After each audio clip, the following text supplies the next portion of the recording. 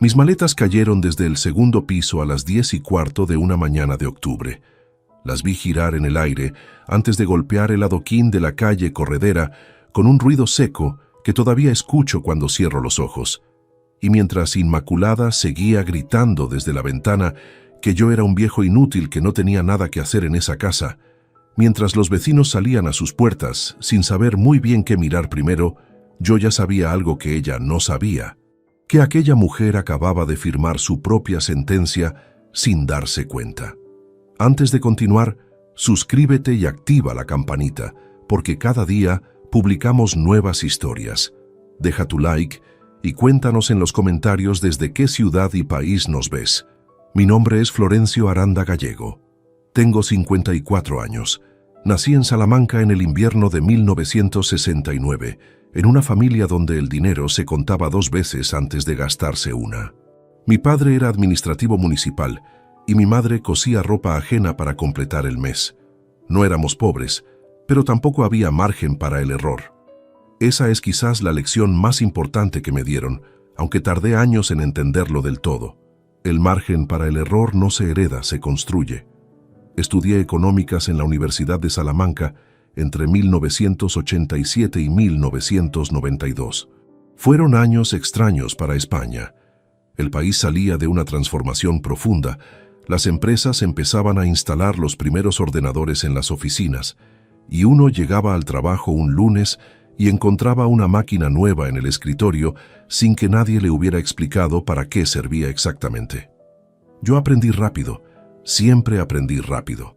Eso también tardé años en reconocerlo como una ventaja real. En 1993 entré en la agencia tributaria como inspector auxiliar. Tenía 24 años y un traje gris que me quedaba ligeramente grande de hombros, porque lo había comprado pensando que con el tiempo me iría poniendo más ancho. No me puse más ancho.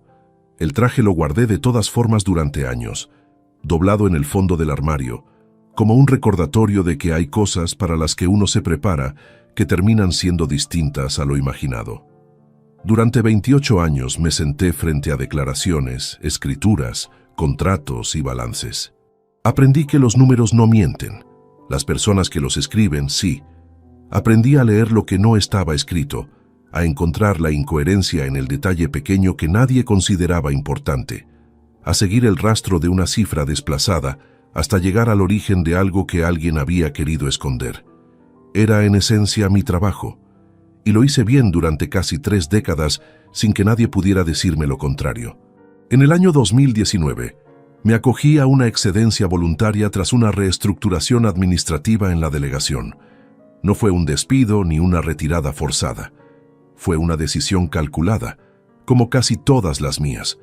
Tenía 50 años, suficiente cotización acumulada para sostenerme con holgura, y la certeza de que seguir en aquella oficina reorganizada no era lo mismo que el trabajo que yo había conocido. Salí con la cabeza alta y con tiempo por delante, que era lo único que en aquel momento no sabía bien cómo llenar. Pilar llenó ese tiempo durante 29 años.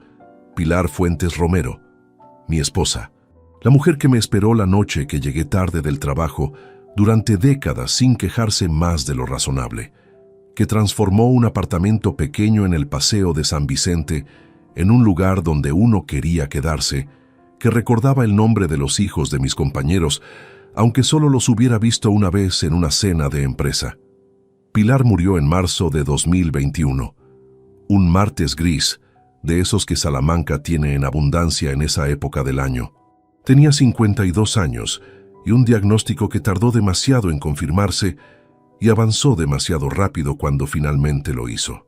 No voy a describir los meses que siguieron a su muerte con detalle, porque hay cosas que no se cuentan bien con palabras, y además no es eso lo que usted vino a escuchar. Lo que sí le digo es que durante casi un año viví en ese apartamento como una versión reducida de mí mismo. Abría el armario y sus vestidos seguían ahí. Preparaba café por las mañanas para 2 tazas sin darme cuenta, hasta que veía la que sobraba en el mármol. Esas cosas pequeñas son las que más pesan, no los momentos grandes, los gestos cotidianos que de repente no tienen destino. Fue en ese estado cuando Rodrigo apareció con más frecuencia. Rodrigo Aranda Fuentes, mi hijo, 30 años entonces, técnico de instalaciones eléctricas. Un muchacho que de pequeño desarmaba todos los aparatos de la casa para ver cómo funcionaban por dentro y que de adulto había encontrado la manera de ganarse bien la vida con eso. Me enorgullecí de él muchas veces. Eso también necesito que sepa, porque lo que viene después no borra lo que existió antes, aunque lo cambie para siempre. Las visitas de Rodrigo empezaron a ser más frecuentes a partir del verano de 2021. Venía los domingos, a veces entre semana. Traía a Inmaculada, su mujer, con quien llevaban casados poco más de un año. Inmaculada Ferrer Cano, 27 años, una mujer de voz suave en las primeras visitas, de gestos amables y preguntas que en aquel momento me parecieron interés genuino. La primera vez que vino a la casa de la calle Corredera, no el apartamento donde vivía con Pilar, sino la casa que yo compré en 1997 y que llevaba reformando por etapas durante años, recorrió los cuartos con una atención que yo confundí con admiración. Ahora sé que era otra cosa completamente distinta. Hubo una frase que dijo aquella tarde, mientras estábamos en la cocina tomando café después de comer. Una frase que escuché y dejé pasar como si no significara nada. Esta casa tiene mucho potencial con las cosas adecuadas dentro. Lo dijo mirando las paredes, no a mí. En ese momento pensé que era un cumplido. Tardé meses en entender que era un inventario. Sé que a estas alturas usted ya tiene una imagen formada de cómo soy. Un hombre metódico, quizás frío, de los que calculan antes de sentir. Y en parte tiene razón. Pero le pido que no olvide una cosa. Detrás de todos esos años de auditorías y contratos y números, había también un hombre que quería creer que su propio hijo lo visitaba porque lo quería. Esa necesidad, ese punto ciego, es lo que Inmaculada encontró. Y lo que estuvo a punto de costarme todo lo que había construido en mi vida. Casi. La casa de la calle Corredera no fue una compra impulsiva. Nada en mi vida lo ha sido, aunque reconozco que eso no siempre es una virtud. Corría el otoño de 1997 cuando firmé la escritura de compraventa frente al notario.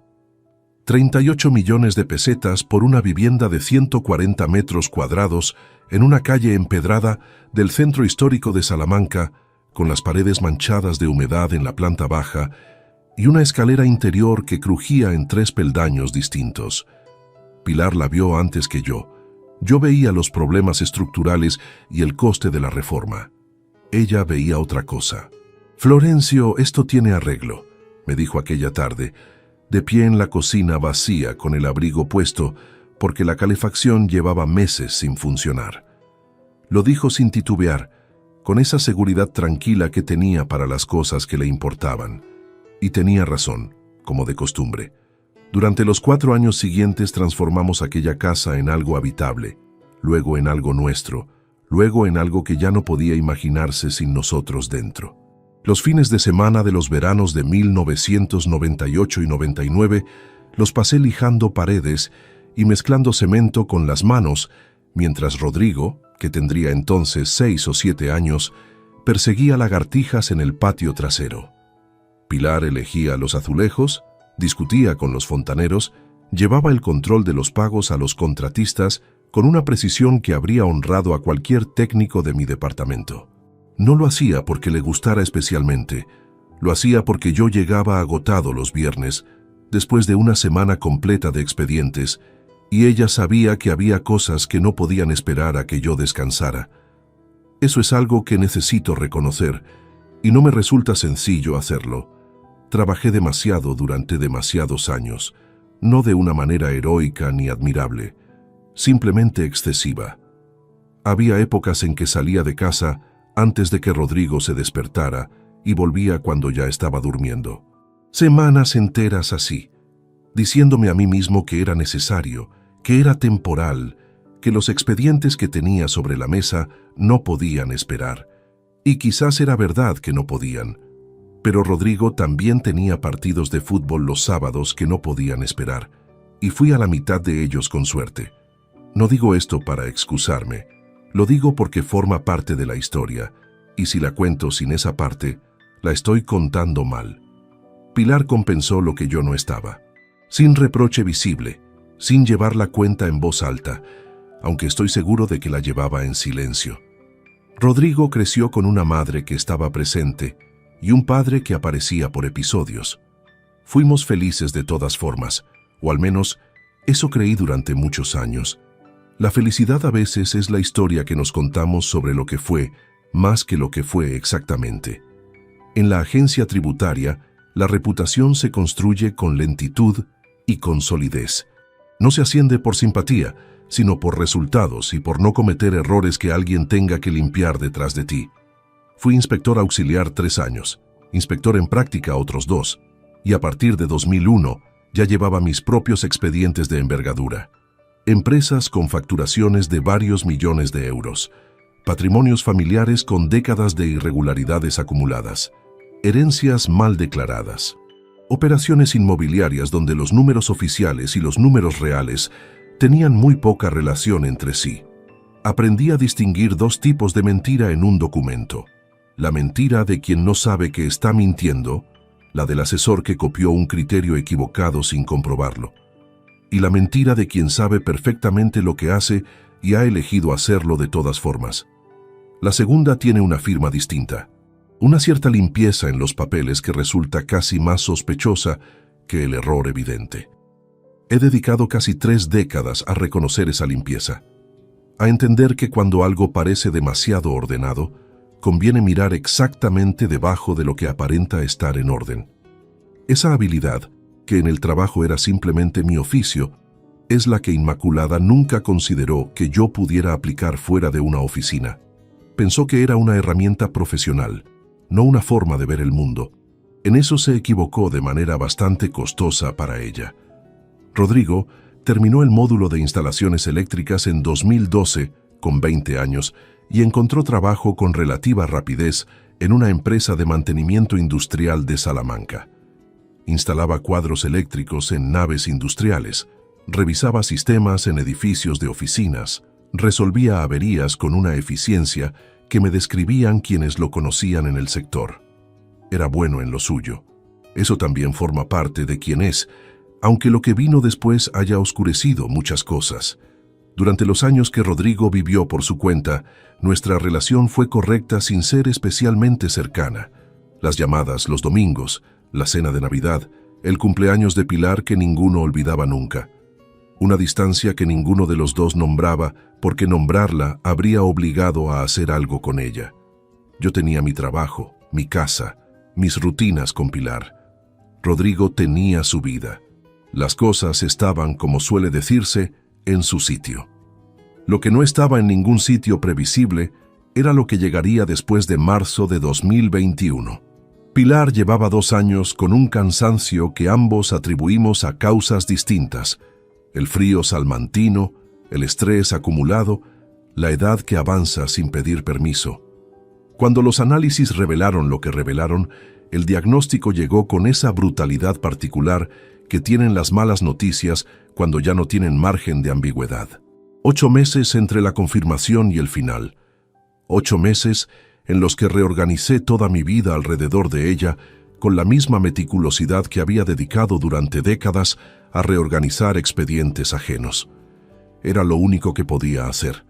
No fue suficiente, pero era lo único. El martes 12 de marzo de 2021, a las 6:20 de la mañana, Pilar Fuentes Romero murió en el Hospital Clínico Universitario de Salamanca con mi mano en la suya. Tenía 52 años. Yo tenía 51. Salí del hospital cuando ya había luz. Caminé por las calles del centro sin rumbo durante casi 1 hora, con el abrigo mal abrochado y el frío colándose por el cuello, sin pensar en nada concreto. Solo caminé. Es lo único que recuerdo de aquella mañana con verdadera claridad.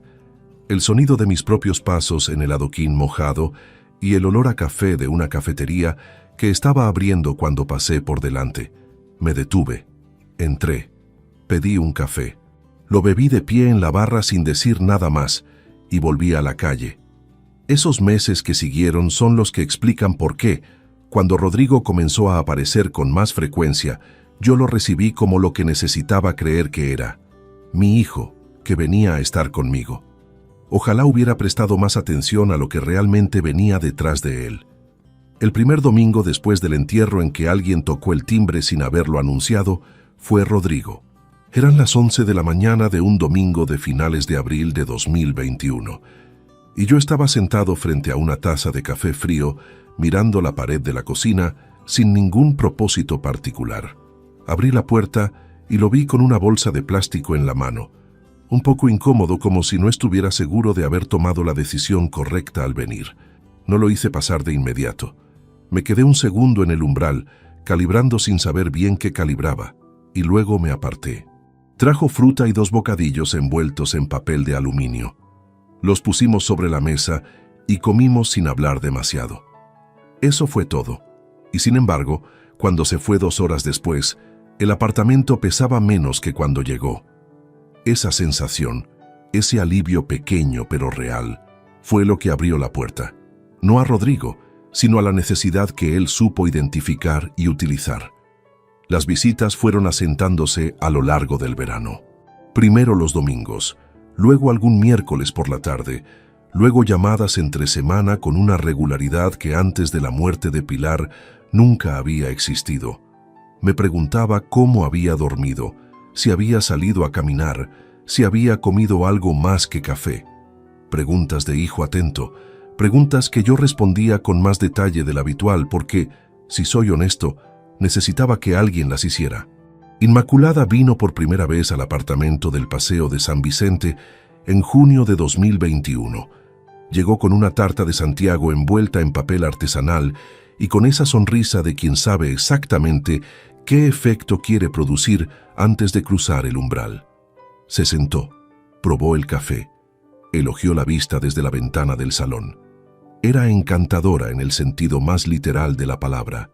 Ejercía un encanto deliberado, medido, colocado en los puntos exactos donde más efecto produciría. Lo que tardé en notar es que sus ojos nunca se quedaban quietos. Mientras hablaba, mientras escuchaba, mientras sostenía la taza, sus ojos recorrían cada habitación con una cadencia sistemática que no tenía nada de curiosidad casual. Inventariaba. Lo hacía con discreción suficiente para que pareciera atención al entorno, pero llevaba demasiados años observando ese mismo movimiento en personas sentadas frente a mí durante las inspecciones. Hay una diferencia entre mirar un espacio porque te resulta agradable y mirarlo porque estás calculando algo. La diferencia está en el ritmo, en si los ojos se detienen o simplemente registran y continúan. Los suyos registraban y continuaban. Hubo conversaciones durante esos meses que ahora releo de otra manera completamente distinta.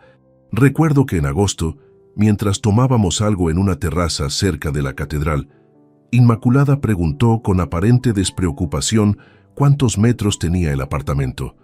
Le dije que 92.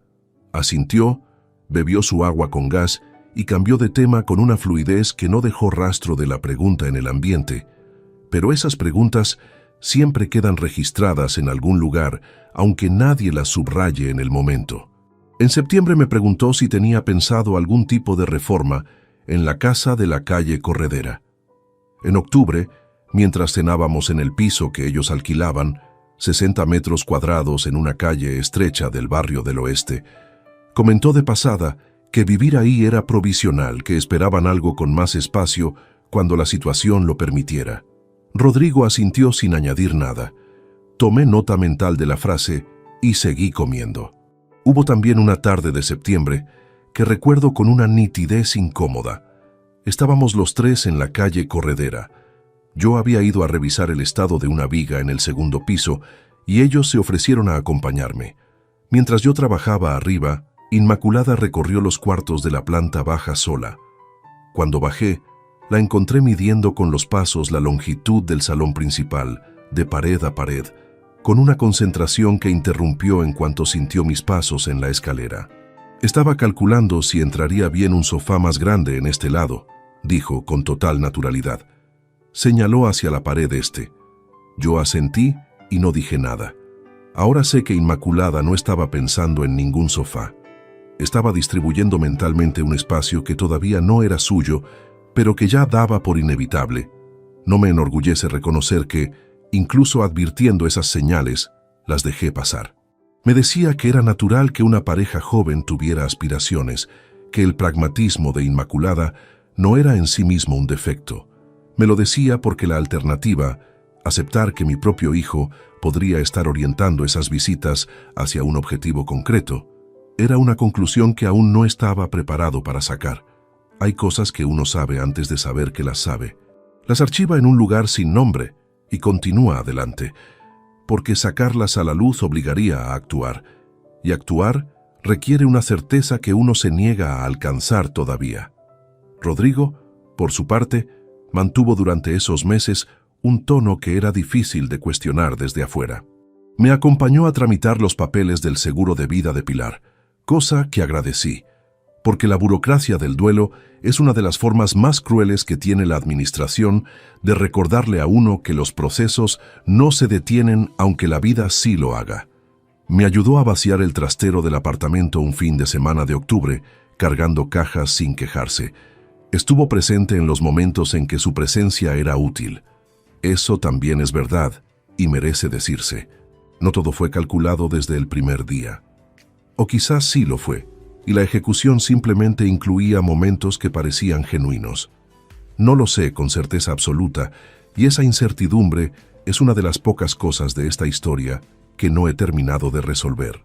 Lo que sí sé con exactitud es lo que ocurrió en febrero de 2022, un domingo por la tarde, cuando Rodrigo llegó al apartamento con una carpeta fina bajo el brazo y una propuesta que llevaba semanas o meses preparando en silencio. Esa tarde, sin que yo lo supiera todavía, empezó el movimiento más importante de toda esta historia. Y yo, que había dedicado casi 3 décadas a estudiar cómo se construye una trampa desde adentro, estaba a punto de sentarme precisamente en su centro. La carpeta que Rodrigo puso sobre la mesa del comedor era de cartón marrón, del tipo que se compra en cualquier papelería, sin etiqueta ni rótulo. La dejó con cuidado, como si el gesto mismo de depositarla ya formara parte de una presentación ensayada. Se sentó frente a mí, enlazó los dedos sobre la mesa y empezó a hablar con una calma que ahora reconozco como preparada de antemano. La propuesta era, en apariencia, sensata. Rodrigo argumentó que la casa de la calle Corredera, al estar a mi nombre, quedaría sujeta a trámites sucesorios complejos cuando yo muriera. Impuesto de sucesiones, tasación, plazos, gestiones. Papá, no tiene sentido esperar a que todo eso se complique. Si me la transfieres ahora en vida, te ahorras burocracia a ti y nos ahorras tiempo a nosotros cuando llegue el momento. Lo dijo exactamente así, con esa naturalidad de quien ha ensayado el tono para que no suene a lo que es. Inmaculada no estaba esa tarde. Eso también lo recuerdo con precisión. La ausencia de Inmaculada en una conversación sobre el patrimonio familiar era en sí misma un detalle que debería haberme dicho algo, pero en aquel momento lo interpreté como deferencia. Una cuestión entre padre e hijo sin intromisiones. Ahora entiendo que era distancia calculada. Si la propuesta salía mal, Rodrigo la absorbería solo. Si salía bien, el resultado les beneficiaría a los dos. Escuché sin interrumpir. Cuando terminó, le dije que lo pensaría, que era una decisión importante y no se tomaba en una tarde de domingo. Rodrigo asintió con una aceptación demasiado tranquila para ser espontánea, la aceptación de quien ya sabe que el terreno está abonado y que el tiempo juega a su favor. Lo que Rodrigo no podía saber es que yo llevaba 30 años tomando decisiones sobre documentos ajenos y que nunca había firmado nada relevante sin consultarlo antes con alguien de confianza. Era un hábito tan incorporado a mi manera de funcionar que ya no requería deliberación. Era automático, como revisar el cierre del gas antes de salir de casa. Evaristo Campos Herrero lleva siendo notario en Salamanca desde 1994. Nos conocemos desde que firmé la compraventa de la calle Corredera frente a su mesa, en una tarde de octubre de 1997, con lluvia al otro lado de la ventana. A lo largo de los años, Había gestionado con él la escritura del apartamento del Paseo de San Vicente, la donación de un vehículo a Rodrigo cuando cumplió 23 años, y los poderes notariales que Pilar y yo nos otorgamos mutuamente hace más de 2 décadas. Era en todos los sentidos prácticos el hombre al que yo llamaba cuando necesitaba que algo estuviera bien hecho desde el principio. Lo llamé el lunes siguiente por la mañana y concerté cita para el miércoles. Llegué puntual, como siempre. Evaristo me recibió en su despacho, un espacio con estanterías hasta el techo, llenas de tomos encuadernados en azul marino, con ese olor particular a papel antiguo y madera barnizada que tienen las notarías que llevan décadas en el mismo edificio. Le expuse la situación en unos 20 minutos, sin omitir nada. Evaristo escuchó con la atención concentrada que le conozco, sin interrumpir, sin anotaciones visibles, procesando. Cuando terminé, guardó silencio unos segundos. Luego dijo: «Florencio, puedo hacer la donación exactamente como pide tu hijo, pero si vamos a hacerla bien». Lo que Evaristo propuso no era ninguna irregularidad ni ningún artificio oscuro.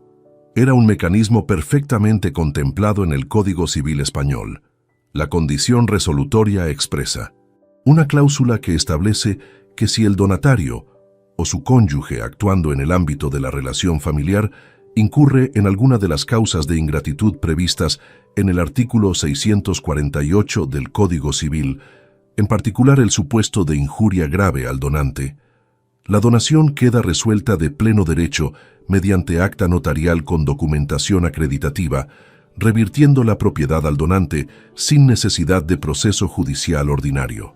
Evaristo lo explicó con la precisión que lo caracteriza. «No es una trampa», dijo. «Es simplemente dejar escrito lo que debería ser obvio entre personas de buena fe. Si todo va bien, esa cláusula no existe. Solo existe si la activan ellos mismos con su conducta».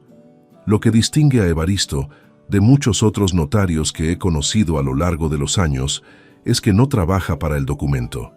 Trabaja para la persona que tiene delante. Entiende que un contrato no es solo lo que se escribe, sino la previsión de todo lo que podría salir mal. En eso se parece, de alguna manera, al trabajo que yo hice durante casi 3 décadas. No registrar lo que existe, sino anticipar lo que podría desaparecer. Cuando Rodrigo y yo nos sentamos frente a Evaristo 3 semanas después, el martes 8 de abril de 2022 a las 5 de la tarde, la escritura estaba redactada con toda la precisión que cabía esperar. Evaristo leyó el documento en voz alta, como es preceptivo de principio a fin. La condición resolutoria estaba incluida en el cuerpo principal, no en un anexo ni en una nota al pie. Estaba ahí, en el mismo párrafo que el resto de las condiciones, con el mismo tamaño de letra y la misma claridad formal. Rodrigo escuchó con la actitud de quien espera a que terminen los trámites para llegar al momento de la firma. Lo vi en su postura, levemente inclinado hacia adelante, los ojos bajando por la página sin detenerse en los renglones, asintiendo con pequeños movimientos de cabeza que no eran comprensión, sino impaciencia contenida. Cuando Evaristo llegó a la cláusula resolutoria y la leyó, Rodrigo parpadeó una vez y siguió mirando hacia la ventana. Firmó sin preguntar nada. Estampó su firma en el lugar indicado con el bolígrafo que Evaristo le tendió, y lo hizo con la tranquilidad de quien considera que lo importante ya está decidido, y lo que queda es pura formalidad. No pidió una copia adicional para revisarla después. No preguntó el significado exacto de ninguno de los términos jurídicos empleados. Recogió su ejemplar, lo dobló por la mitad sin leerlo y lo guardó en el bolsillo interior de la chaqueta. Salimos a la calle con la tarde ya cayendo. Rodrigo me estrechó la mano. No me abrazó, me dio la mano como a un cliente después de cerrar un trato.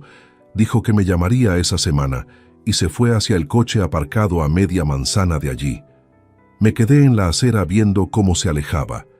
Evaristo apareció en la puerta de la notaría un momento después, con las manos en los bolsillos del pantalón. No dijo nada. Solo me miró con esa expresión que tienen las personas que llevan muchos años viendo cómo la gente toma decisiones que luego no pueden deshacer. El documento está exactamente donde tiene que estar, le dije. Él asintió. Ojalá no haga falta usarlo nunca. Yo no respondí, porque en ese instante, con la brisa fría de abril moviéndome el abrigo y el ruido del tráfico de fondo, ya tenía la certeza tranquila y sin nombre de que sí haría falta. No sabía cuándo, no sabía de qué forma exacta llegaría. Pero lo sabía. 30 años leyendo documentos te enseñan a reconocer cuando alguien ha firmado algo que todavía no ha entendido. Vendí el apartamento del Paseo de San Vicente el 19 de julio de 2022. 142.000 euros por 92 metros cuadrados con vistas a la Arboleda y 3 décadas de vida dentro. El comprador era un matrimonio joven de Valladolid que llegó a la segunda visita con una cinta métrica y una lista de preguntas sobre la orientación de las ventanas. Firmamos ante notario un viernes por la mañana y yo salí a la calle con el importe ingresado en cuenta y una sensación extraña que no era exactamente tristeza.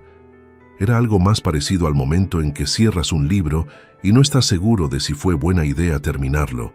Me mudé a la calle Corredera ese mismo fin de semana con 4 cajas de libros, la ropa, 2 cuadros que habían pertenecido a Pilar y una vajilla de porcelana blanca que nadie usaba, pero que no fui capaz de dejar atrás. Rodrigo vino a ayudarme con el último viaje de cajas. Inmaculada no apareció ese día. Rodrigo dijo que tenía trabajo. Acepté la explicación sin registrarla demasiado. Los primeros días en la casa fueron de una quietud engañosa. Tenía el cuarto de la parte trasera, el más pequeño de los 3 del piso superior, con una ventana que daba al patio interior y la luz entraba de costado durante las mañanas. No era incómodo. Era simplemente un cuarto que no tenía nada de mío todavía. Paredes lisas, un armario de pino sin nada dentro, el olor a cal fresca de una reforma parcial que habían hecho meses antes. Me instalé con la eficiencia metódica con que siempre he organizado los espacios en los que vivo.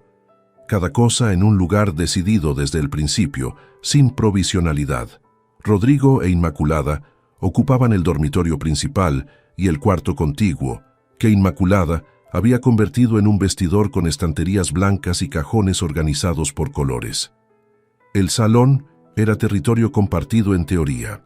En la práctica, comencé a entender desde la primera semana que lo compartido y lo neutral no son exactamente lo mismo. El primer indicio fue menor y podría haberse atribuido a cualquier cosa.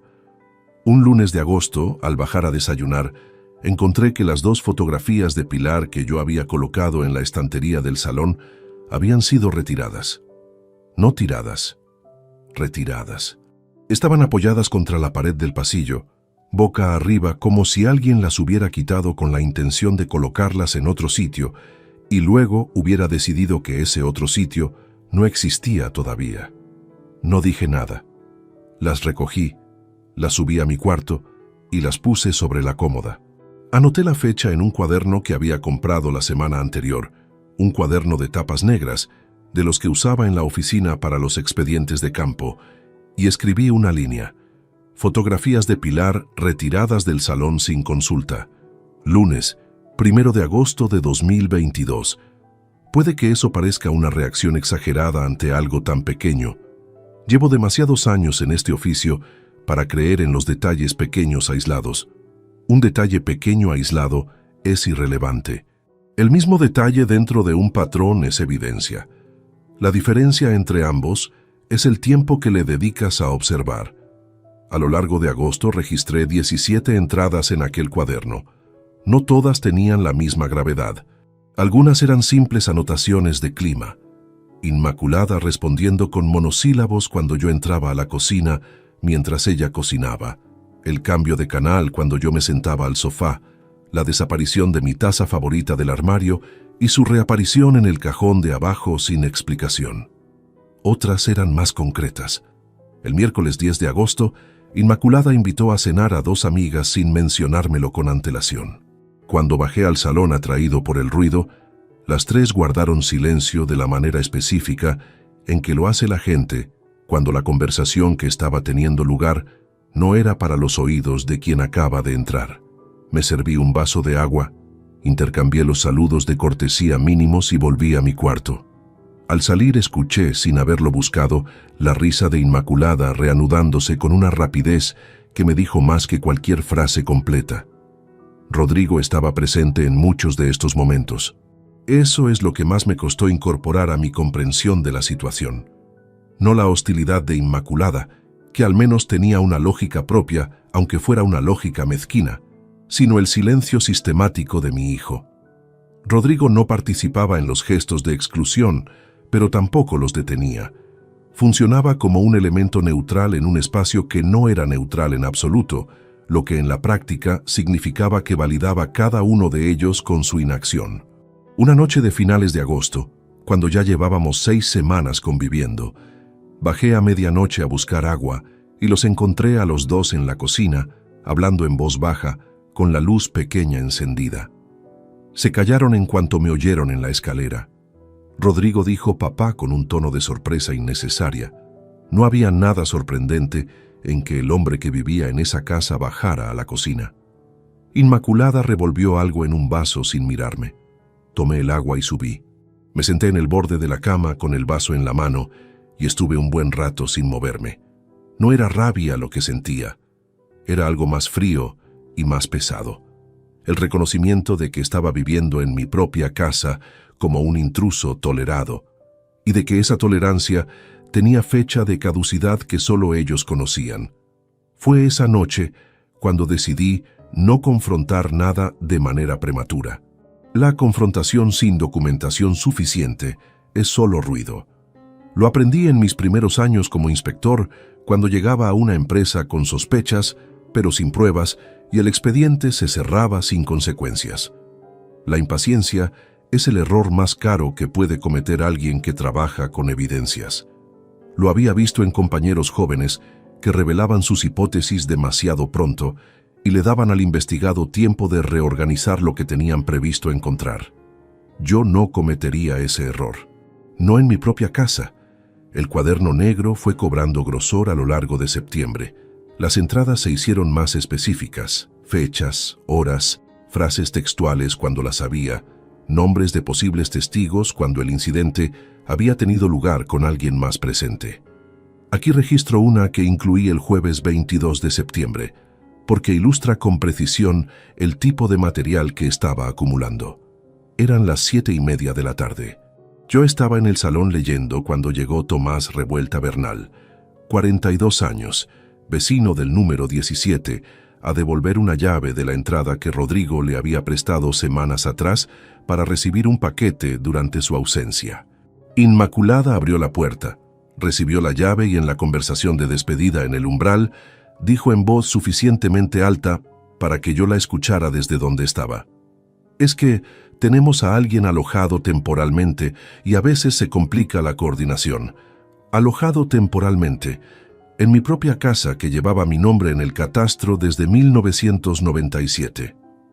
Tomás me saludó con la mano desde la puerta antes de irse. Le devolví el saludo.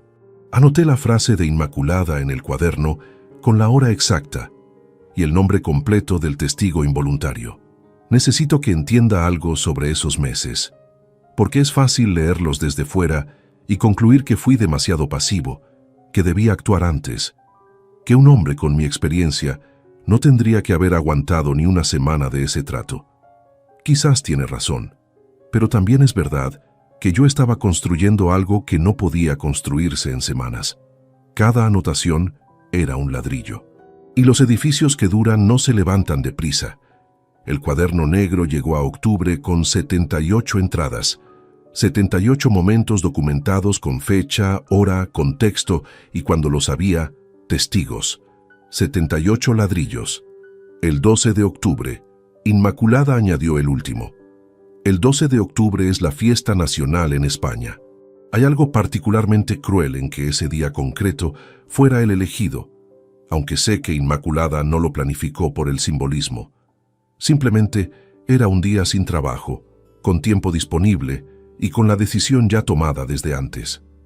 Esa mañana me desperté a las 8:15 con el ruido de cajones abriéndose y cerrándose en el pasillo. No era el ruido habitual de una mañana cualquiera. Tenía una urgencia distinta, una cadencia que no correspondía a ninguna rutina que hubiera aprendido a identificar en los 3 meses anteriores. Me quedé tumbado unos segundos, escuchando. Luego me levanté. Salí al pasillo en el momento en que Inmaculada salía de mi cuarto cargando la maleta grande de ruedas que yo guardaba en el interior del armario. La llevaba con las 2 manos, con esfuerzo, sin mirarme. La puerta de mi cuarto estaba abierta de par en par. Dentro, la segunda maleta, la de cabina, de color azul marino, estaba apoyada contra la cómoda, ya cerrada. Me detuve en el umbral del pasillo. El tiempo funcionó de una manera extraña en ese instante. No rápido ni lento, denso, como cuando el aire antes de una tormenta adquiere un peso que el cuerpo detecta antes de que la mente lo procese. ¿Qué estás haciendo? Mi voz salió más quieta de lo que esperaba. Inmaculada no se detuvo. Llegó al arranque de la escalera y empezó a bajar con la maleta grande, golpeando en cada peldaño. Lo que tendría que haberse hecho hace meses, dijo sin volver la cabeza. La seguí. Ella cruzó el salón, abrió la puerta principal y salió al rellano. Escuché sus pasos bajar el siguiente tramo hacia la entrada. Fui al ventanal del salón que daba a la calle justo a tiempo de verla abrir el portal desde dentro y empujar la maleta grande hacia el exterior, sobre los adoquines de la calle Corredera. Luego volvió a entrar. La escuché subir de nuevo las escaleras con una velocidad que no correspondía al peso de lo que estaba haciendo, la ligereza de quien ejecuta algo que lleva tiempo postergado. Pasó por mi lado en el pasillo sin detenerse. Entró a mi cuarto, cogió la maleta de cabina con una sola mano y desapareció hacia la escalera. Fui hasta la ventana del cuarto. La abrí. Lo que vi desde arriba se me quedó grabado con una claridad que no consigo atenuar aunque hayan pasado más de 1 año desde entonces. La maleta grande estaba tumbada sobre el adoquín, con una rueda girada en un ángulo que indicaba que el golpe contra el suelo había sido seco.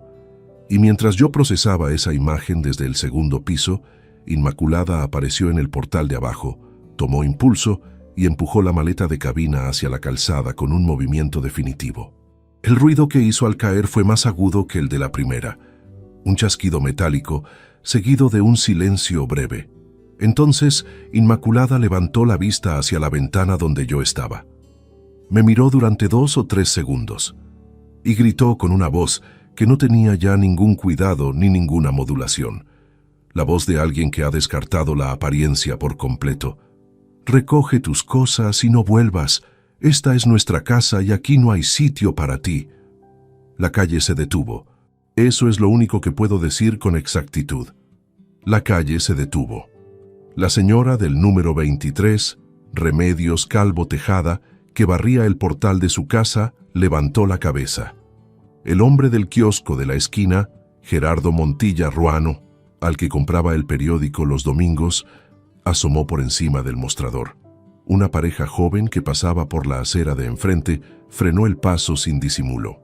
Y el vecino del 19, Ignacio Puertas Salcedo, que estaba sacando la basura, quedó inmóvil con la bolsa en la mano mirando la escena, con esa expresión específica de quien no sabe si intervenir o si quedarse quieto es ya suficiente con ser testigo. 4 personas, 4 rostros orientados hacia la fachada de mi casa. Mi casa, la que compré en 1997, la que reformé fin de semana a fin de semana durante años, la que seguía inscrita a mi nombre en el catastro de Salamanca, porque la condición resolutoria no era solo una cláusula, era una realidad jurídica que Inmaculada ignoraba completamente. Bajé. No me apresuré. Salí al portal con la misma cadencia que usaría para bajar a por el correo cualquier mañana ordinaria. Abrí la puerta principal y me quedé de pie ante las 2 maletas tiradas sobre los adoquines de la calle Corredera. El frío de octubre me golpeó en la cara. Olía a piedra húmeda y a alguna chimenea encendida en algún edificio cercano. Cogí la maleta grande primero, la enderecé, comprobé que las ruedas seguían funcionando, la coloqué en vertical, luego la de cabina. La recogí del suelo, pasé el asa de la mano y la coloqué junto a la otra.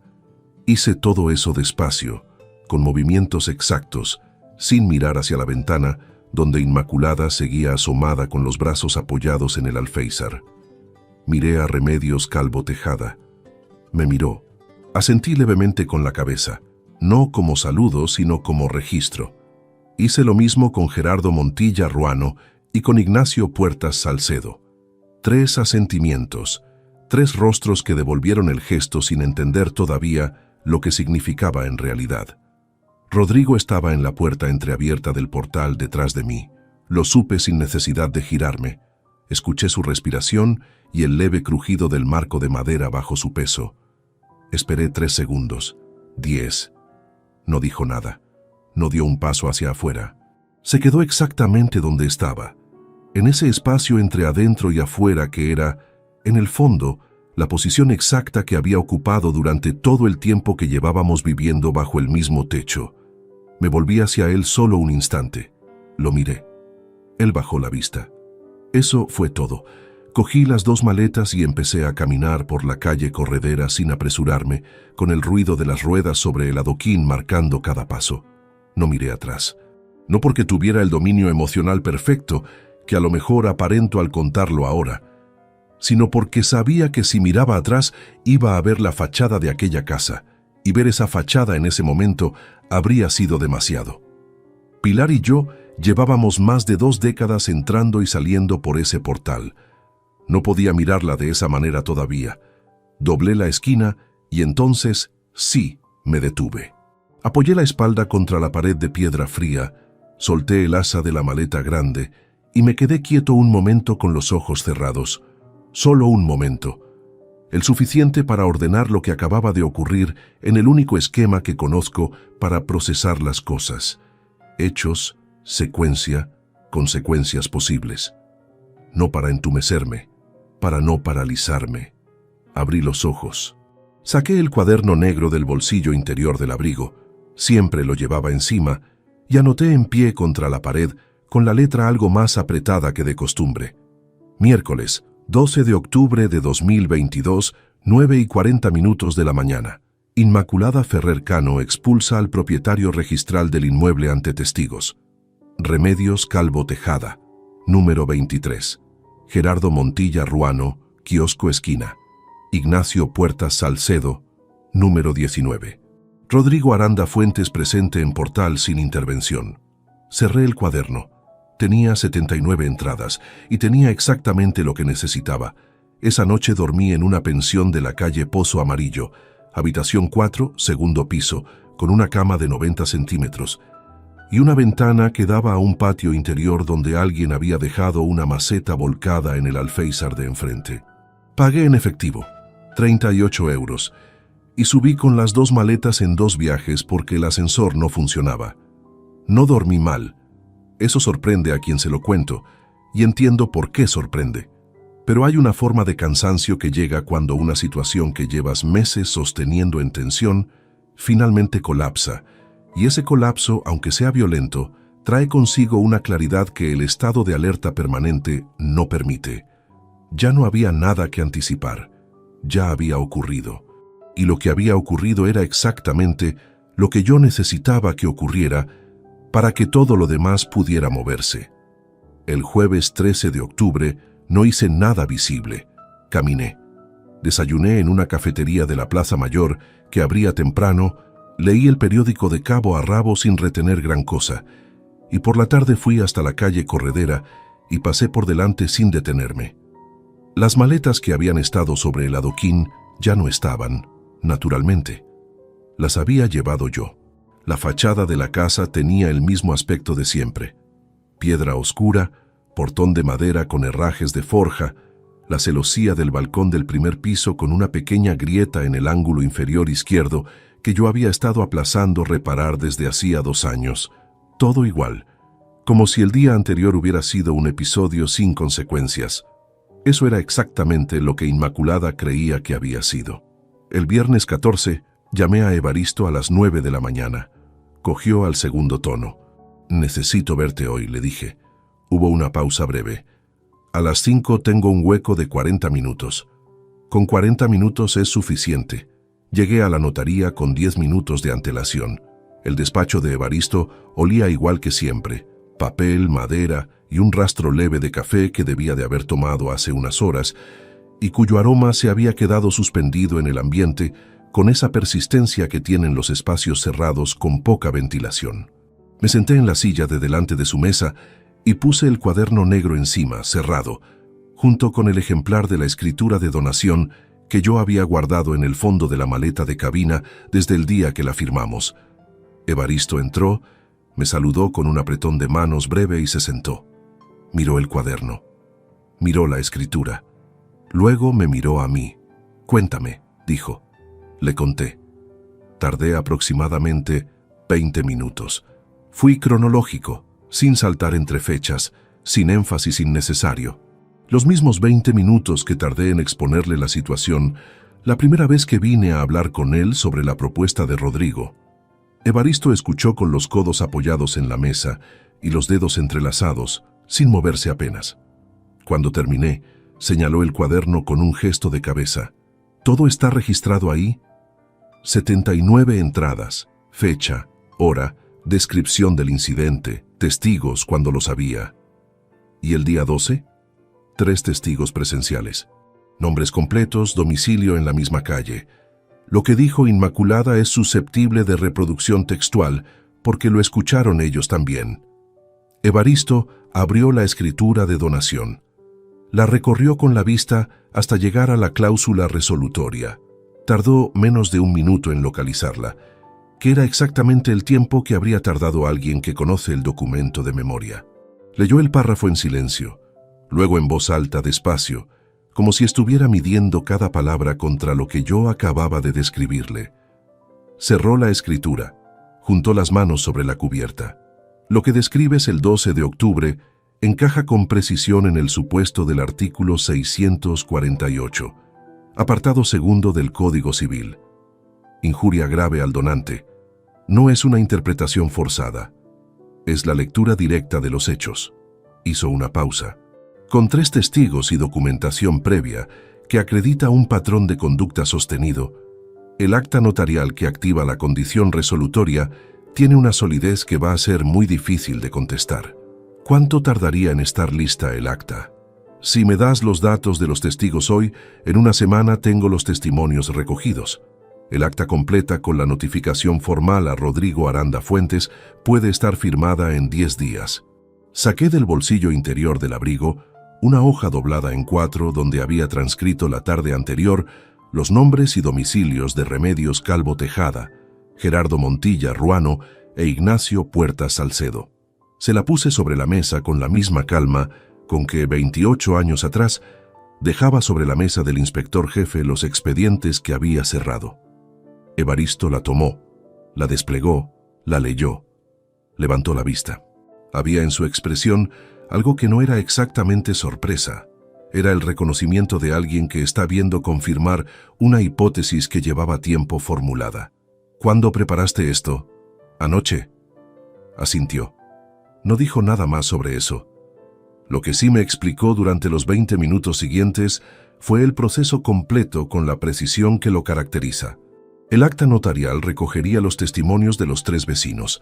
Haría referencia expresa a la cláusula resolutoria de la escritura de donación de fecha 8 de abril de 2022. Documentaría los hechos del 12 de octubre como causa de activación de dicha cláusula y se notificaría formalmente a Rodrigo como donatario titular. A partir de la notificación, la propiedad revertía legalmente a mi nombre.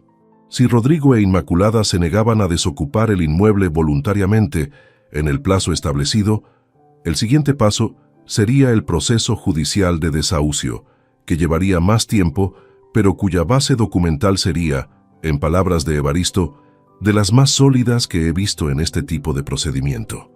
Escuché todo sin interrumpir. Cuando terminó, permanecí un momento en silencio. Necesito ser honesto sobre lo que sentí en esa silla, frente a esa mesa, mientras Evaristo me explicaba los pasos con su precisión habitual. No era satisfacción. Esa palabra implica un placer que en ese momento no existía. Era algo más parecido al peso específico de una decisión que ya no admite reversión. Una vez que ese acta saliera de la notaría, el camino no tendría marcha atrás. No para ellos, pero tampoco para mí, ni para la relación que me quedaba con mi propio hijo. Pensé en Rodrigo durante ese silencio, no en el Rodrigo de los últimos meses, en el de 6 o 7 años, persiguiendo lagartijas en el patio trasero mientras yo mezclaba cemento con las manos en un sábado de verano. Hay momentos de los que uno no debería acordarse en determinadas circunstancias porque no ayudan a nada. Ese fue uno de ellos. Lo dejé pasar. Una cosa más, dije. ¿Cuánto dura el plazo de notificación para que abandonen voluntariamente el inmueble? Habitualmente se fija en 20 días hábiles. Si no hay respuesta o la respuesta es de rechazo, el proceso judicial de desahucio se inicia de inmediato. Y si impugnan la condición resolutoria.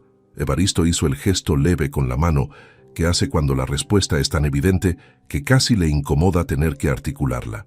Con lo que tienes encima de esta mesa, Florencio, impugnarla sería un error muy caro para quien lo intentara. Recogí el cuaderno negro y la escritura de donación. Los guardé en el maletín con el cuidado específico con que uno trata los documentos que sabe que van a ser relevantes. Me puse el abrigo, me levanté. Entonces procedemos, dije. Evaristo asintió. Anotó algo en su blog. Y mientras yo salía por la puerta de su despacho, hacia el pasillo de la notaría, con el olor a papel viejo siguiéndome hasta la calle, supe que lo que acababa de poner en marcha no se detendría hasta llegar exactamente a donde tenía que llegar. Rodrigo e Inmaculada creían que habían ganado el miércoles por la mañana cuando esas maletas golpearon los adoquines de la calle Corredera. Todavía no sabían que ese fue el momento exacto en que empezaron a perder. Los testimonios de los 3 vecinos quedaron recogidos en el despacho de Evaristo a lo largo de la semana siguiente. No fue un proceso complicado. Evaristo los citó por separado, en días distintos, con la discreción que el asunto requería. Remedios. Calvo Tejada fue la primera. Llegó un lunes por la tarde con el bolso apretado contra el costado y una disposición a declarar que no necesitó ningún estímulo adicional. Lo que había visto el 12 de octubre le había parecido una vergüenza, y lo dijo con esa franqueza directa que tienen ciertas personas mayores, para las que la corrección social no está reñida con decir exactamente lo que piensan. Gerardo Montilla Ruano llegó el miércoles. Reprodujo lo que había escuchado con una precisión que sorprendió incluso a Evaristo. Llevaba 31 años al frente del kiosco de esa esquina y tenía el oído entrenado para los detalles de una calle que era, en cierta manera, su territorio cotidiano.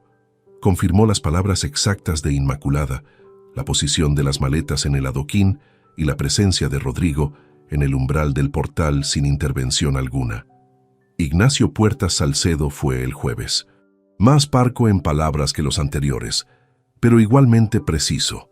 Firmó su declaración con la pluma que Evaristo le tendió y preguntó si iba a tener que presentarse en algún juzgado. Evaristo le explicó que en esta fase no era necesario, pero que podría requerirse su colaboración más adelante si el proceso judicial lo demandaba. Ignacio asintió con la practicidad de quien lleva años resolviendo asuntos sin dramatizarlos innecesariamente, y se marchó con la misma economía de gestos con que había entrado. El acta notarial completa estuvo firmada el lunes 24 de octubre de 2022. Evaristo me llamó esa mañana para confirmarlo. La notificación formal a Rodrigo Aranda Fuentes, en su condición de donatario titular del inmueble cito, en la calle Corredera, saldría ese mismo día por conducto notarial con acuse de recibo. El plazo para la desocupación voluntaria quedaba fijado en 20 días hábiles a partir de la recepción acreditada del documento. Ese mismo lunes por la tarde me instalé en un cuarto alquilado en la calle Compañía, a 3 manzanas de la calle Corredera. 220 euros al mes, incluidos los suministros, en el piso de una señora viuda llamada Encarnación Vidal Merino, 71 años, que alquilaba la habitación trasera desde que su hijo se había marchado a trabajar a Zaragoza hacía 4 años. El cuarto era pequeño pero limpio, con una ventana que daba a un callejón tranquilo y una cama que no crujía. Encarnación no hacía preguntas innecesarias. Ponía el café a las 8 en punto cada mañana y dejaba el periódico doblado junto a la taza. Eso era todo lo que yo necesitaba en ese momento. Rodrigo recibió la notificación el miércoles 26 de octubre. Lo sé porque Evaristo me llamó cuando llegó el acuse de recibo firmado.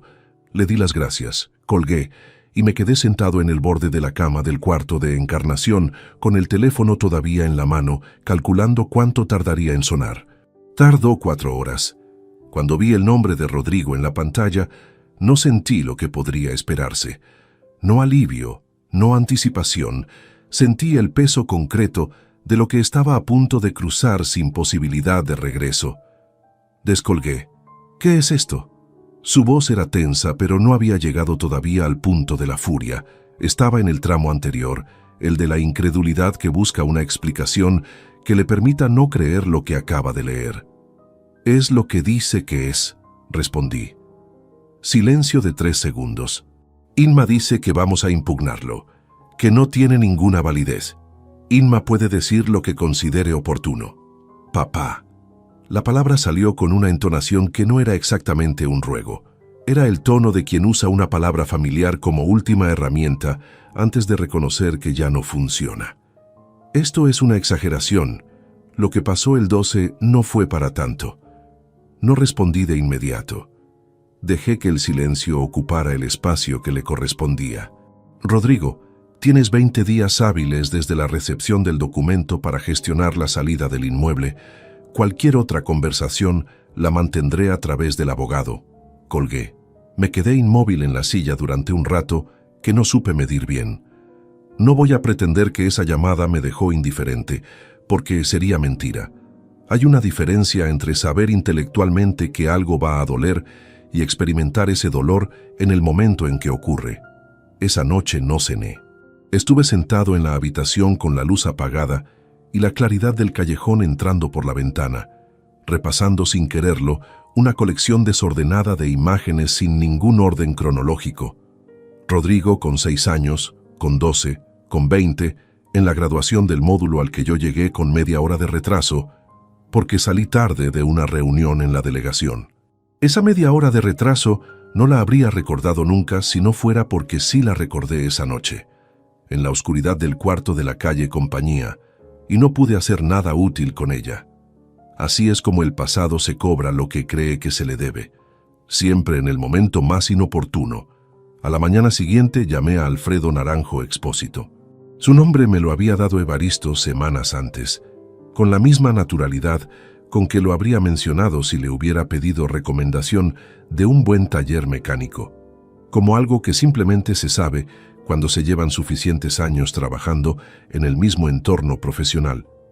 Alfredo tenía 44 años y llevaba más de una década especializado en derecho inmobiliario, con particular experiencia en procedimientos de desahucio y litigios sobre títulos de propiedad. Tenía el despacho en la calle Prior, 2º piso, con una placa de bronce en la puerta que empezaba a mostrar el oxidado discreto de las cosas que llevan tiempo en el mismo sitio. Me recibió sin formalidades excesivas. Revisó la escritura de donación, el acta notarial y el acuse de recibo de la notificación en silencio, con una velocidad de lectura que indicaba que sabía exactamente qué estaba buscando en cada documento. Cuando terminó, cerró la carpeta y dijo: «Si rechazan la salida voluntaria, abrimos el proceso de desahucio. Con esto, el juicio no debería prolongarse más de 8 o 9 meses en condiciones normales. ¿Y si presentan recurso? Lo pueden presentar. No cambia el resultado final con esta base documental, pero añade tiempo». Me miró con la franqueza directa que aprecio en los profesionales que no suavizan lo que no merece ser suavizado. «Prepárese para que esto no sea rápido. La casa volverá a su nombre. Eso no está en discusión, pero los plazos judiciales en España no dependen de quién tiene razón, sino de cuántos expedientes hay antes en la cola». Lo entendí perfectamente. 28 años tramitando procedimientos administrativos me habían enseñado que la justicia y la velocidad raramente viajan juntas. Rodrigo e Inmaculada no abandonaron el inmueble al término de los 20 días hábiles. El plazo venció el 23 de noviembre de 2022 sin ninguna comunicación por su parte. Alfredo presentó la demanda de desahucio ante el Juzgado de Primera Instancia de Salamanca el día 30 de ese mismo mes. Esa tarde, Al salir del despacho de Alfredo con la copia sellada de la demanda en el maletín, pasé una vez más por la calle Corredera. Era casi de noche y las farolas de piedra ya estaban encendidas. Desde la acera de enfrente vi luz en el salón del primer piso, la sombra de alguien moviéndose detrás de las cortinas que Pilar había elegido en una tienda de la Rúa Mayor hace más de 15 años. Me quedé ahí unos segundos, no más.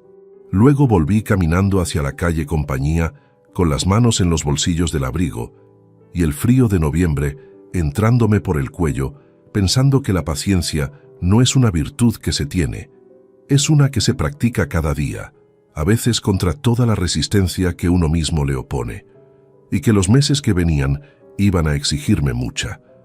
Los meses que siguieron a la presentación de la demanda fueron los más largos de todo este proceso. No por lo que ocurrió en ellos, sino por lo que no ocurrió. La espera judicial tiene una textura particular que no se parece a ningún otro tipo de espera. Es una suspensión forzosa en la que uno ha hecho ya todo lo que podía hacer y el resultado correcto no depende ya de ninguna acción propia, sino de un mecanismo institucional que avanza a su propio ritmo, indiferente a la urgencia de cualquiera de las partes. Alfredo me lo había advertido desde el principio. Lo recordé muchas veces durante esos meses. Diciembre de 2022 transcurrió sin novedades procesales. El juzgado acusó recibo de la demanda, asignó número de expediente y fijó la fecha de la vista para el mes de marzo siguiente. 3 meses de espera solo para llegar a la primera audiencia. Alfredo me explicó que era un plazo habitual, incluso relativamente rápido para la carga de trabajo del juzgado de primera instancia de Salamanca en esa época. Lo acepté como acepto los datos que no admiten modificación, registrándolos y continuando. Navidades. Las pasé con Encarnación Vidal Merino y su silencio hospitalario, que tenía la virtud de no exigir nada. Encarnación cocinó cordero el 24 y me dejó un plato en la nevera con un papel encima que decía «Para cuando llegue».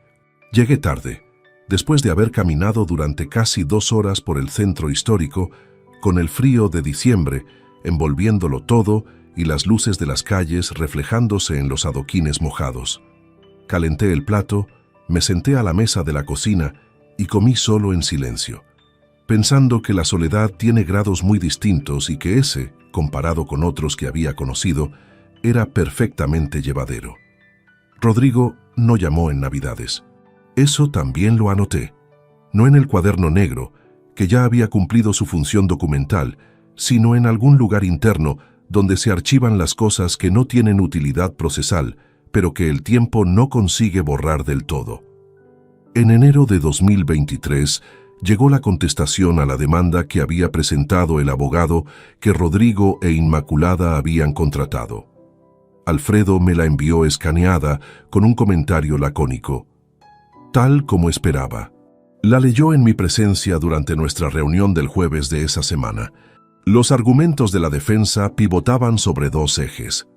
Primero, que la condición resolutoria había sido incluida en la escritura sin conocimiento suficiente del firmante, lo que en términos jurídicos se intentaba articular como vicio del consentimiento. Segundo, que los hechos del 12 de octubre no constituían injuria grave en el sentido previsto por el artículo 648 del Código Civil, sino una discusión familiar de carácter doméstico sin trascendencia jurídica. Alfredo dejó los folios sobre la mesa con la parsimonia de alguien que ha leído demasiadas contestaciones para sorprenderse por el contenido de ninguna. El primer argumento no va a prosperar porque la escritura fue leída en voz alta por el notario ante testigos y el firmante es mayor de edad con plena capacidad. El segundo tampoco, porque tenemos 3 testimonios de personas ajenas a la familia que confirman la publicidad del acto y las palabras exactas empleadas. Cruzó los brazos. Han encontrado el abogado más barato disponible y se nota. Tuve la discreción de no responder a eso, aunque la observación era técnicamente correcta. La vista se celebró el 16 de marzo de 2023, un jueves por la mañana, en la sala 4 del juzgado. Llegué con Alfredo a las 9:15. Rodrigo e Inmaculada llegaron 10 minutos después con su abogado. Un hombre joven de traje azul marino, con los puños de la camisa algo deshilachados, que transmitía la tensión específica de quien sabe que lleva el expediente más débil, pero tiene obligación profesional de sostenerlo de todas formas. Vi a Rodrigo en la sala de espera antes de entrar. Fue la primera vez que lo veía desde el 12 de octubre, 5 meses atrás. Estaba más delgado. Tenía el gesto cerrado de quien lleva meses cargando algo que no había calculado que pesara tanto. Me miró un segundo. Yo asentí levemente. Él desvió la vista. Inmaculada no me miró en ningún momento. La vista duró 50 minutos. El juez, un hombre de unos 55 años con gafas de montura fina y una eficiencia que se notaba en cómo gestionaba los tiempos de intervención, revisó la documentación con atención. Alfredo expuso con precisión y sin ornamentos innecesarios. El abogado de Rodrigo sostuvo sus argumentos con la convicción limitada de quien los ha construido sobre una base que él mismo sabe que es insuficiente. Evaristo compareció como testigo durante 15 minutos y confirmó con exactitud milimétrica el procedimiento seguido en la redacción y firma de la escritura, incluyendo la lectura completa del documento ante las partes. El juez no dictó sentencia ese día. Es lo habitual. El fallo llega por escrito semanas después. Salimos a la calle con la incertidumbre del plazo, que es la única incertidumbre que a esas alturas quedaba en juego. Hubo una tarde de abril, 6 semanas después de la vista, en que estuve más cerca de perder la compostura de lo que me resulta cómodo reconocer ahora. Era un martes de lluvia persistente, de esa lluvia fina de Salamanca, que no empapa de golpe pero cala hasta el hueso si uno permanece en ella el tiempo suficiente. Había caminado más de lo prudente y llegué al cuarto de la calle Compañía con los zapatos mojados y ese cansancio frío que no tiene que ver con el esfuerzo físico, sino con la acumulación de días que son todos iguales y ninguno resuelve nada todavía. Me senté en la cama, cogí el teléfono. Estuve mirando el nombre de Rodrigo en la pantalla durante un tiempo que no quiero calcular, con el pulgar sobre el botón de llamada. No para reprocharle nada, no para exigir explicaciones, sino simplemente porque había momentos en que el mecanismo racional que lo sostenía todo cedía unos milímetros y lo que quedaba debajo era solo un hombre de 54 años sentado solo en una habitación alquilada mientras su hijo vivía en su casa. Dejé el teléfono boca abajo sobre la cómoda. Fui al baño. Abrí el grifo del agua fría y la dejé correr sobre las manos hasta que el frío me ancló de nuevo a algo concreto. Me sequé. Volví a sentarme. Y continué. La sentencia llegó el 8 de mayo de 2023. Alfredo me llamó a las 11 de la mañana, con ese tono neutro que usan los abogados experimentados cuando el resultado es el esperado y no necesita ningún artificio vocal adicional. Estimación íntegra de la demanda. Resolución de la donación confirmada. Orden de desocupación del inmueble en el plazo de 2 meses desde la notificación de la sentencia.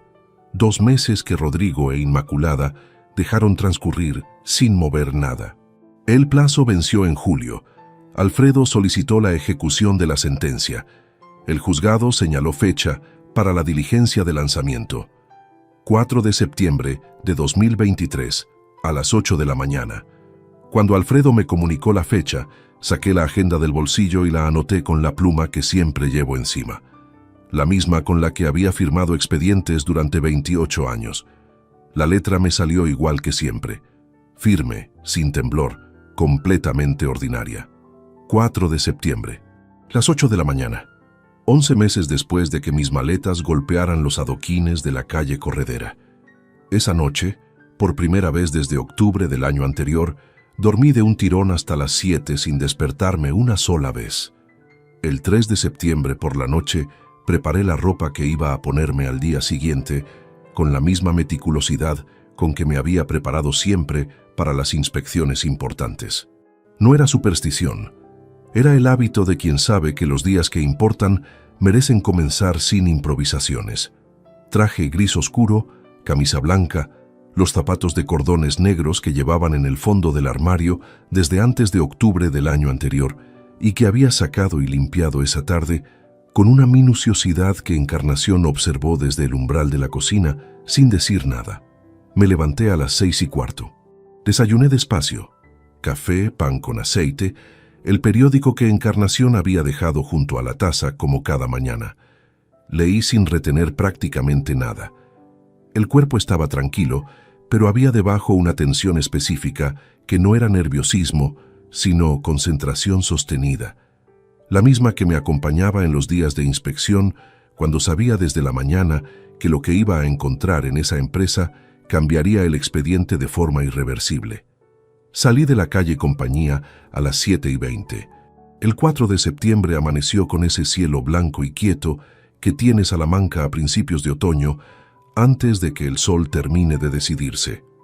El aire estaba fresco pero no frío, con ese olor a piedra y a mañana reciente que la ciudad tiene cuando todavía no ha empezado a moverse del todo. Caminé despacio. No había ninguna razón para llegar antes de las 7:50, pero tampoco podía quedarme en la habitación un minuto más. Llegué a la calle Corredera a las 7:48.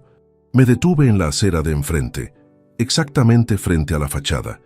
La misma piedra oscura de siempre, el portón de madera con los herrajes de forja, la celosía del balcón del primer piso con la grieta en el ángulo inferior izquierdo que seguía sin repararse igual que un año antes. Las persianas del piso superior todavía bajadas. Me quedé de pie en esa acera con las manos en los bolsillos del abrigo y miré la fachada de aquella casa durante el tiempo que necesité para mirarla sin que me costara nada. Pensé en Pilar, no de manera elaborada, solo un instante breve e involuntario, la imagen de ella de pie en la cocina vacía con el abrigo puesto diciéndome, esto tiene arreglo. Dejé pasar la imagen. No era el momento para ella.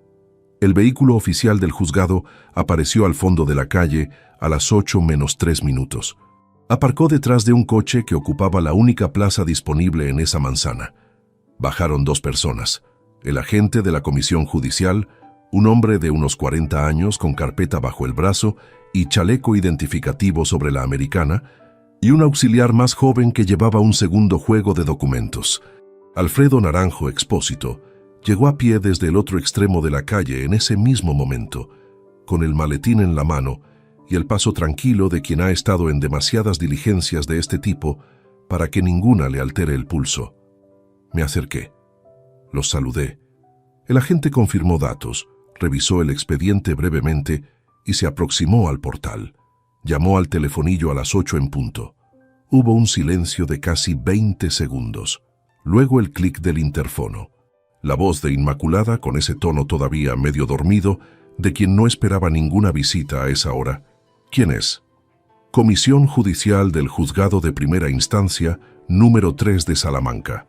Venimos a ejecutar la sentencia de desahucio dictada en el expediente. El agente leyó el número de autos con la cadencia plana y precisa de los documentos oficiales. Silencio del otro lado.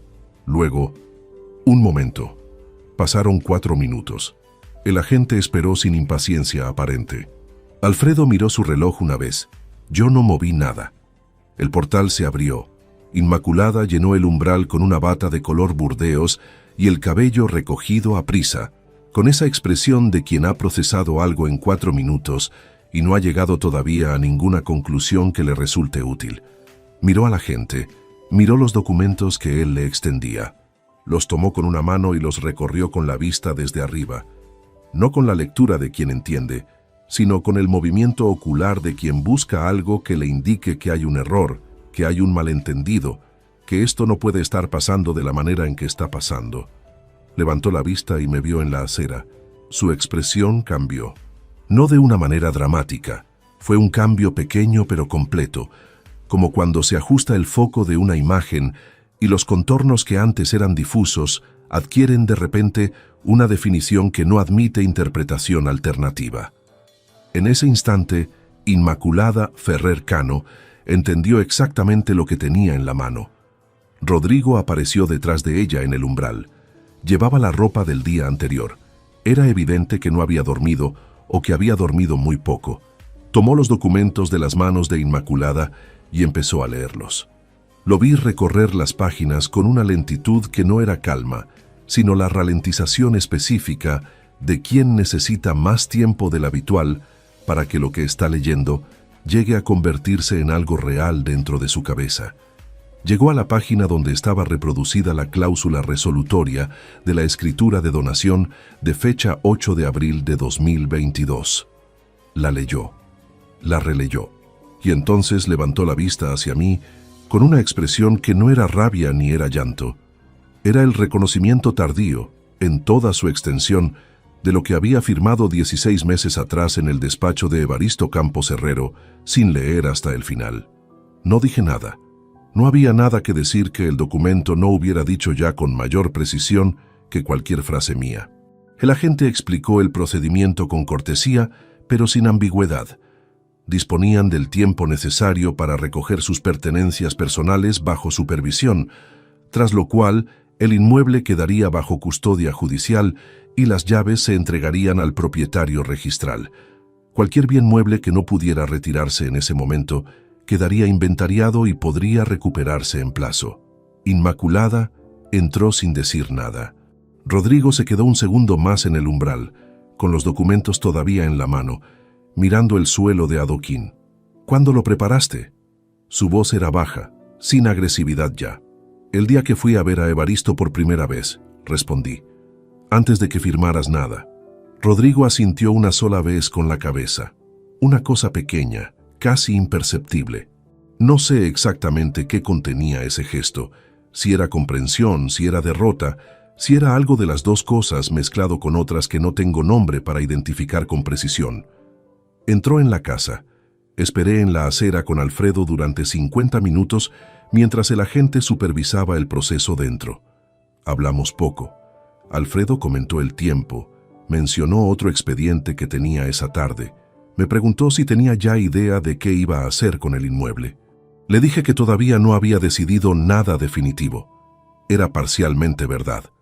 A las 9:16, el agente salió al portal y me extendió un juego de llaves. 2 llaves de bombín y una pequeña de buzón, en un llavero de metal sin ningún adorno. Las cogí, las sostuve un momento en la palma abierta antes de cerrar el puño sobre ellas. Entré. El salón estaba diferente a como yo lo recordaba. Muebles distintos, colores que Pilar no habría elegido nunca. Una lámpara de techo nueva que no combinaba con la moldura original del techo.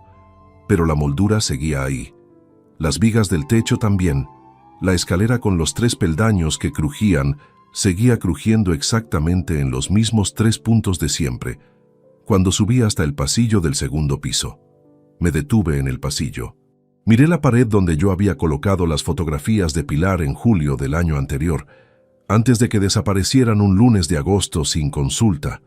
La pared estaba lisa, pintada de un blanco nuevo que no dejaba ningún rastro del tiempo anterior. Puse la mano sobre el yeso. Estaba frío. Me quedé así un momento, la palma plana sobre la pared blanca del pasillo de mi propia casa, en silencio completo, con el ruido de la calle llegando amortiguado desde abajo y las llaves apretadas en el otro puño. Luego bajé las escaleras, crucé el salón, salí al portal y cerré el portón de madera detrás de mí con el sonido sólido y definitivo que tienen las puertas antiguas cuando se cierran con la llave correcta. La decisión de vender la casa no llegó de golpe.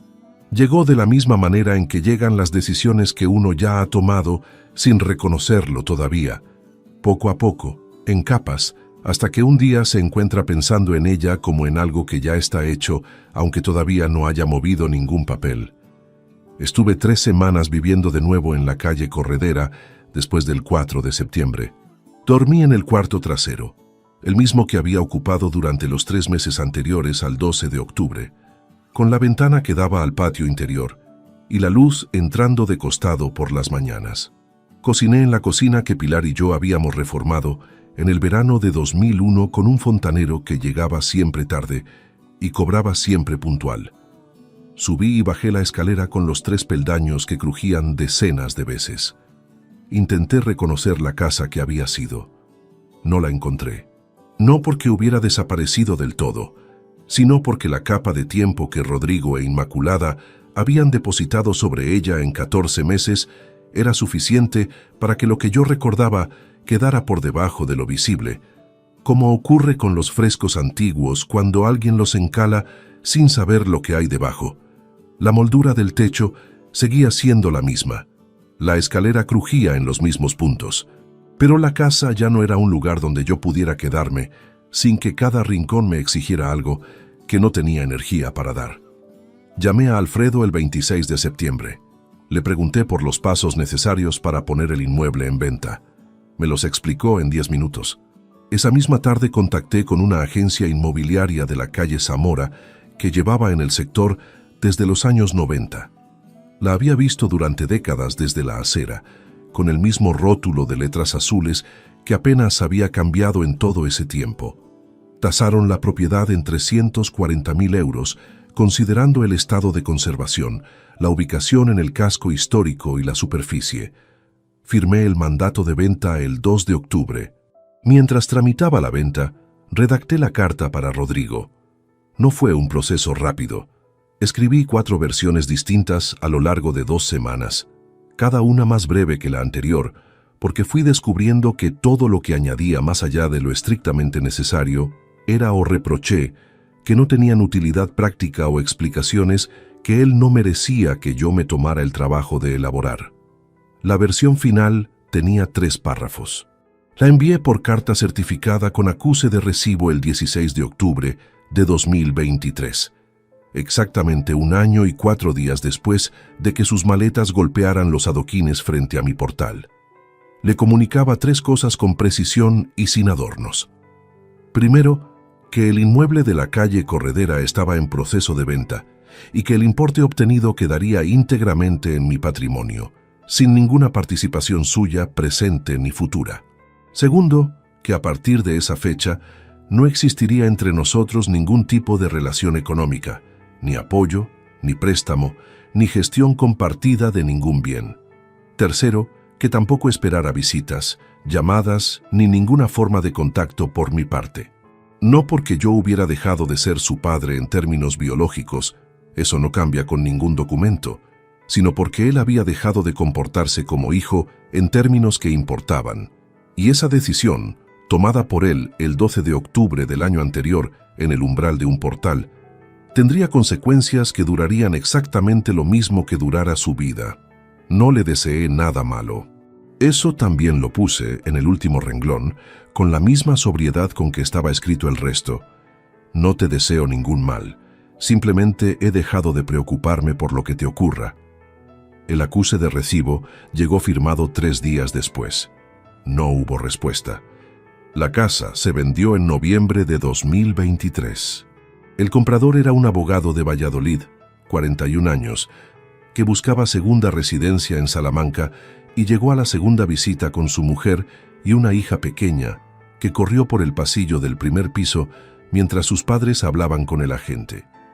Los escuché desde la planta baja, esos pasos pequeños y rápidos sobre el suelo de madera, y pensé que aquella casa necesitaba exactamente eso, movimiento nuevo, sin el peso de lo que yo no había podido evitar que ocurriera dentro de ella.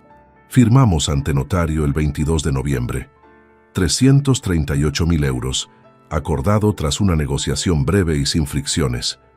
Salí de la notaría con la documentación en el maletín y el importe pendiente de liquidación en cuenta, y caminé hasta la Plaza Mayor sin ningún destino concreto, como había hecho tantas veces en los meses anteriores, cuando necesitaba que el movimiento ordenara lo que la quietud no conseguía organizar. Me senté en una de las terrazas cubiertas que permanecen abiertas en otoño. Pedí un café. Lo bebí despacio, mirando la fachada barroca de la plaza con esa luz de noviembre que convierte la piedra dorada de Salamanca en algo parecido a una brasa apagada, todavía con calor dentro, pero sin llama visible. Tengo 54 años. He trabajado 28 de ellos auditando lo que otros construyeron mal, lo que otros ocultaron deliberadamente, lo que otros firmaron sin entender. He levantado una casa con mis manos durante 4 veranos consecutivos. He enterrado a la mujer con quien compartí 29 años de vida. He esperado 11 meses sentado en un cuarto alquilado a 3 manzanas de mi propia casa, porque sabía que la paciencia era la única herramienta que nadie podía quitarme. No me siento un vencedor. Esa palabra pertenece a otro tipo de historia, y esta no es ese tipo de historia.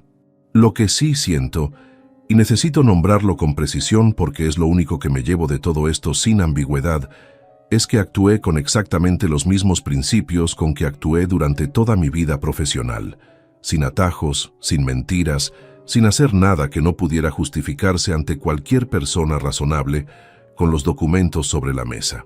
Eso no me devuelve los meses que viví en un cuarto ajeno. No me devuelve la relación con mi hijo, que era ya una relación deteriorada mucho antes de que todo esto comenzara, aunque yo tardara demasiado en reconocerlo. No me devuelve a Pilar, cuya ausencia atraviesa esta historia de principio a fin, aunque yo haya intentado mantenerla en el margen para no convertir su memoria en argumento. Pero sí me devuelve algo que creía haber perdido el 12 de octubre del año pasado, cuando esas maletas cayeron sobre el adoquín frente al portal. La certeza de que lo que uno construye con tiempo y con honradez no se entrega sin más cuando alguien decide que ya es suyo. A los que escuchan esto y tienen hijos les digo lo siguiente, y lo digo sin dramatismo porque no lo necesita. El amor no es garantía de nada. Se puede querer a alguien y equivocarse completamente sobre quién es esa persona. Se puede trabajar toda una vida para darle a alguien lo que uno nunca tuvo, y que ese alguien use exactamente eso como palanca para intentar dejarte sin nada. Eso ocurre, ocurrió, y cuando ocurre, la respuesta no es el rencor. El rencor es el lujo de quien no tiene nada mejor que hacer con su tiempo. La respuesta es leer el contrato, siempre, hasta el final. Cada cláusula, cada párrafo, cada línea que parece menor. Porque la línea que parece menor es casi siempre la que decide todo. Me levanté de la terraza, dejé el importe del café sobre la mesa y caminé hacia la calle Compañía para recoger las últimas cosas del cuarto de Encarnación. Doblé por la esquina que me llevaba de vuelta hacia el centro histórico y pasé sin buscarlo por el extremo de la calle Corredera. La fachada de piedra oscura seguía igual, el portón de madera con los herrajes de forja, y la celosía del balcón del primer piso, con la grieta en el ángulo inferior izquierdo que había aplazado reparar durante 2 años. La grieta seguía ahí, exactamente igual. Me detuve un segundo, la miré, y recordé lo que Pilar dijo la tarde que vio esa casa por primera vez, de pie en la cocina vacía con el abrigo puesto y el frío colándose por todas partes. Florencio, esto tiene arreglo. Tenía razón, como de costumbre. Seguí caminando. Si esta historia te ha gustado, apóyanos con un like. Suscríbete al canal y déjanos tus opiniones en los comentarios. Para escuchar la siguiente historia, haz clic en la caja que aparece a la izquierda. Gracias por acompañarnos.